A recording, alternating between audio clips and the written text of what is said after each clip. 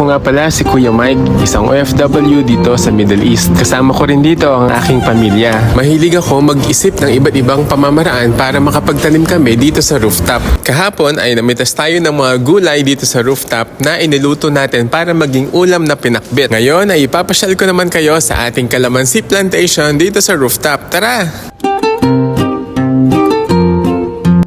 Oh, laki. Laki. Ay, nakakulong dahon.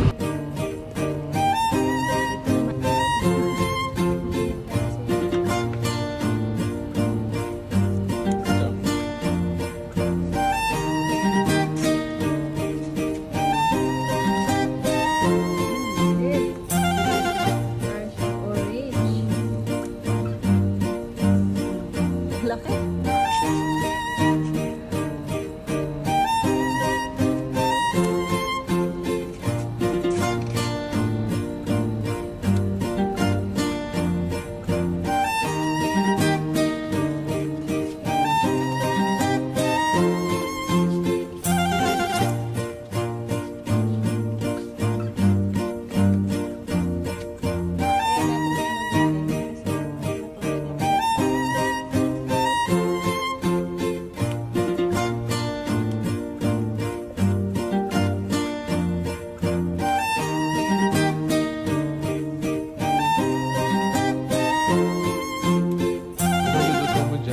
Masarap ito sa sinigang na baka or ano.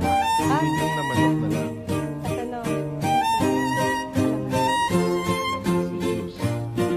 Para sa mga may sipon. Ako, may sipon ako. Laki nito. Hmm. Para siyang orange. Ito, ang daming pambulaklak ko. Yan mga next batch ng mga bunga. Ito, Wow, ang cute. pongkan na pongkan. Pati tangkay gusto mo. Para siyang ponkan. Ay, nahulog. Ito. Yes. Mga 1 kilo na ba to? More than. Dito. Meron tayong pangilo. Ito yung mga next batch. Pakita natin yung mga next batch. Asan? Ito, pero hindi pa hinog. So yung mga next batch, ang cute pa nila. Hindi pa sila pwede. Palakihin pa natin ng konti. Mga kailan? After? Mga 2 weeks, 3 weeks. Okay. Very good. Gusto nyo bang matuto kung paano gumawa ng homemade fertilizer na mabisa sa pagpapabulaklak at pagpapabunga ng inyong mga tanim kagaya ng kalamansi, sili at kamatis? Ang tawag nga pala dito ay FFJ or fermented fruit juice na napakadaling gawin gamit ang mga lumang prutas sa inyong ref o kaya yung mga pinagkatasan ng inyong fruit juice. Kakailanganin din natin ng asukal na pula o brown sugar na magsisilbing fermenting agent. Ang ginamit ko nga palang ratio dito ay 1:2 o sa bawat 1 kilo ng asukal ay 2 kilo ng prutas. Pagkatapos ay haluing mabuti, siguraduhin matakpang mabuti ang container at ilagay sa isang lugar na hindi masyadong naaarawan. Makalipas ang 1 linggo ay ready to use na ang ating fermented fruit juice. Gumamit nga pala ako ng strainer na kailangan kong linising mabuti at ibalik kay misis kung hindi mapapalo niya ako.